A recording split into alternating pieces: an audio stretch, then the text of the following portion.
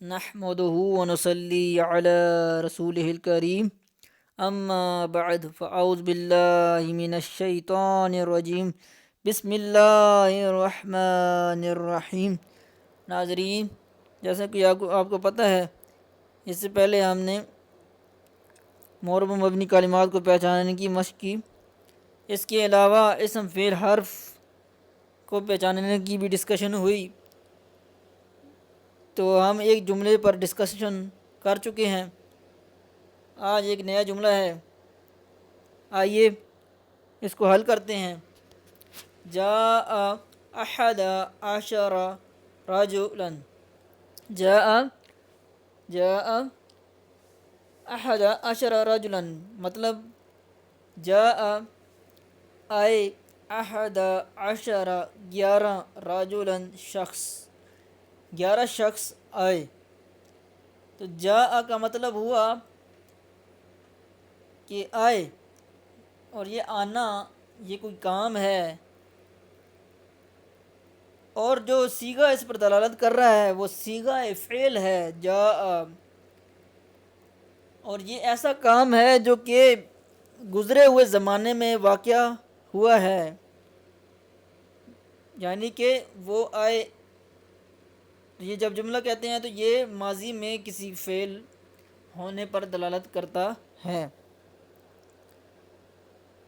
اور ہم جان چکے ہیں کہ فعل ماضی جو ہوتا ہے وہ مبنی ہوتا ہے، لہٰذا جاء مبنی ہوا۔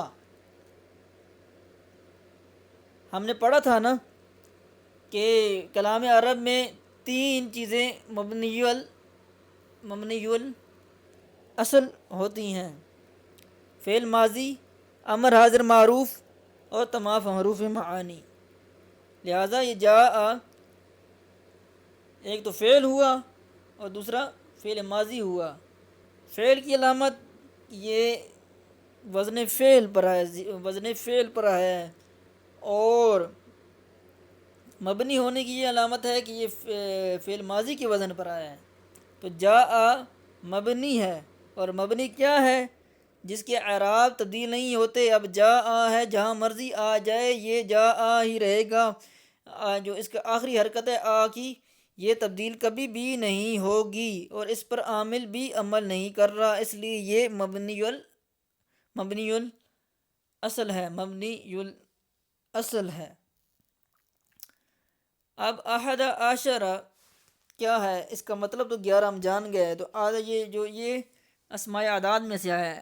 اسماء اعداد کیا ہوتے ہیں؟ جو کہ عدد پر دلالت کرتے ہیں، جیسے ہم اردو میں کہتے ہیں 1 2 3 4 5 6 7 8 9 10 11 12 13 وغیرہ۔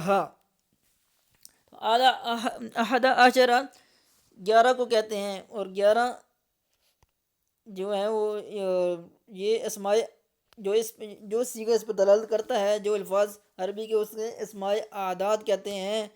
تو اسماء اعداد جو ہیں وہ مبنی الاصل سے مشابہت کی وجہ سے مبنی کہلاتے ہیں۔ تو یہ دیکھیں اسماء اعداد اس میں نہیں ہے، ہاں مرکب بنائی ہے، یہ دیکھیں۔ تو اور مرکب بنائی جو ہوتا ہے وہ مبنی الاصل سے مشابہت کی وجہ سے مبنی ہوتا ہے۔ احد عشر مبنی الاصل اس لیے نہیں ہے، یہ میں بار بار دہرا رہا ہوں، اس کو تھوڑا ذہن میں رکھ لیں۔ مبنی الاصل اس لیے نہیں ہے کہ اس پر عامل تو عمل کر رہا ہے، جاء عمل کر رہا ہے، جاء فعل اس پر عمل کر رہا ہے، اور جاء کا یہ فاعل بن رہا ہے، جاء کا یہ فاعل بن رہا ہے۔ ہم پڑھ چکے ہیں کہ جو فعل ہوتا ہے اس کا ایک فاعل بھی ہوتا ہے، یعنی کوئی کام کرنے والا بھی ہوتا ہے، کوئی بھی کام ہے اس کا کرنے والا بھی ہے۔ اب اس میں جو فعل ہے، جو کام ہے وہ آنا ہے، اور کرنے والے کون سے ہیں؟ وہ 11 ہیں۔ دیکھیں احد عشرہ،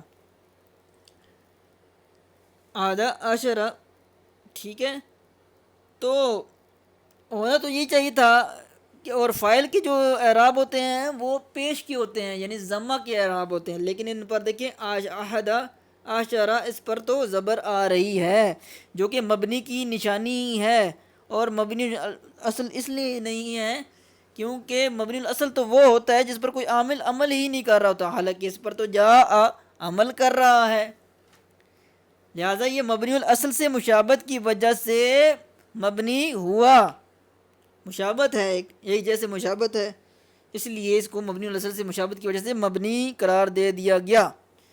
راجولن، راجولن میں دیکھیں، راجولن دیکھیں، یہ ہم نے پڑھا تھا کہ کسی لفظ کے آخر میں تنوین آئے، تنوین کا مطلب دو پیش دو زیر دو زبر دو زیر دو پیش آئیں، تو دیکھیں راجولن پر دو زبر آ رہی ہیں، دو زبر آ رہی ہیں، اس کو تنوین کہتے ہیں، اچھا تنوین کہتے ہیں، اور یہ کس کی نشانی ہے؟ اسم کی نشانی ہے، اور یہ اسم ہوا راجولن۔